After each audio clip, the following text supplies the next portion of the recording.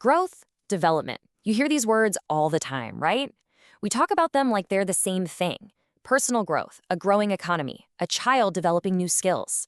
But here's the thing, they're not the same, not even close. And getting the difference isn't just about being picky with words. It's actually the key to understanding how we change, evolve, and become who we are throughout our entire lives. So here's our game plan for this explainer. We're going to start by really nailing down what growth is. Then we'll tackle the bigger, more complex idea of development. After that, we'll see how they work together as this kind of inseparable pair. And then I'll wrap it all up with the key takeaways you'll want to remember. All right, let's get right to the heart of it. Even though we say growth and development in the same breath, they are fundamentally different. If you remember one thing, make it this. One is about quantity, and the other is about quality. And that single difference, well, that changes everything. On the surface, it seems pretty straightforward, doesn't it? Getting taller? That's growth. Getting wiser? That's development. Easy peasy. But is it really that simple? As we're about to find out, the real relationship between these two is way more fascinating. Okay, first up, growth. This is the part of the whole equation that we can literally see. It's the stuff you can track with a ruler or a scale. It's all about the numbers. So at its very core, growth is about the physical body. It's all those structural and physiological changes, cells dividing, bones getting longer, muscles getting stronger. It's that incredible biological engine that takes us from a tiny single cell all the way to a fully formed adult. The thing to really get about growth is that it has clear boundaries. It's quantitative. We can put a number on it. And, this is crucial, it has an endpoint. Our physical growth pretty much stops once we hit maturity. So yeah, it's a huge part of our story, but it's just one piece of a much, much bigger puzzle. This quote from the famous psychologist Arnold Gassell just nails it. What he's saying here is that growth is driven from the inside out. It's our genetics, our biological blueprint that's in the driver's seat. Sure, the environment provides the fuel, but the plan itself is already written into our code. So if that's growth, what about development?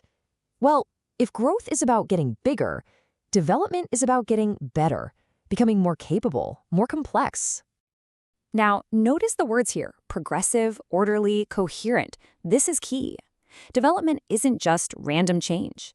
It's a series of changes that build on one another in a really logical way.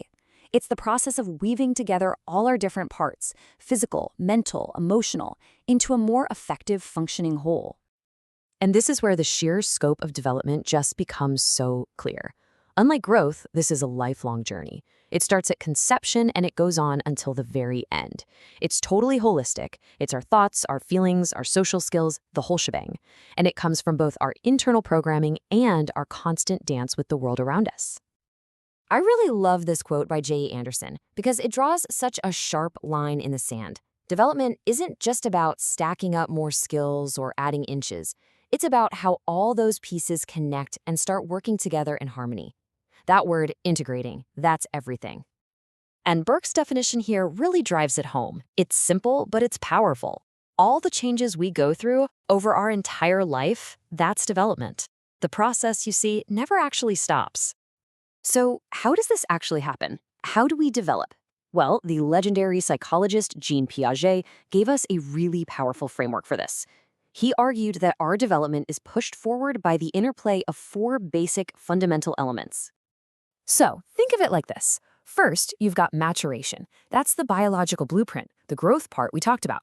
Then there's social transmission. That's everything we learn from other people.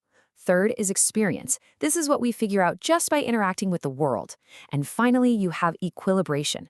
This is like the master process, the brain's amazing way of taking all this new info and organizing it, balancing it with what we already thought we knew. Okay, so we've pulled them apart, looked at them under a microscope. Now let's bring them back together. Because in the real world, you can't really understand one without the other. This side-by-side really makes it crystal clear, doesn't it? Growth is about numbers, the physical stuff, and it eventually stops. Development is about quality, the whole person, and it goes on for life. One is a change in structure, the other is a change in function, in capability. So here's the bottom line. They are not the same thing, but they are totally deeply connected. A child's brain has to physically grow, that's the growth part, before they can develop complex language skills, see? Physical growth opens the door for new developmental possibilities. But, and this is a really critical point, that relationship isn't always a positive one. Get this. A child who is gaining an unhealthy amount of weight is technically growing. Their size is increasing. But is that growth helping their overall development? No. In fact, it often gets in the way. This is a perfect example of how more growth doesn't automatically mean better development. All right, let's boil this all down. If you're going to walk away from this explainer with just a few key things in your head, these are the ones.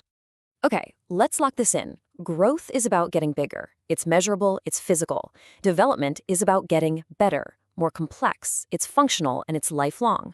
So you can think of growth as just one chapter in the much, much longer book of our development. They are inseparable for sure, but they are never, ever interchangeable. So I'll leave you with a final thought to chew on. Now that you've got this new lens, start looking at the world around you. Where do you see examples of growth happening without any real positive development? And maybe even more interesting, where do you see people continuing to develop, to change, and become more complex long after their physical growth has come to a stop? I think you'll find the answer is, well, everywhere.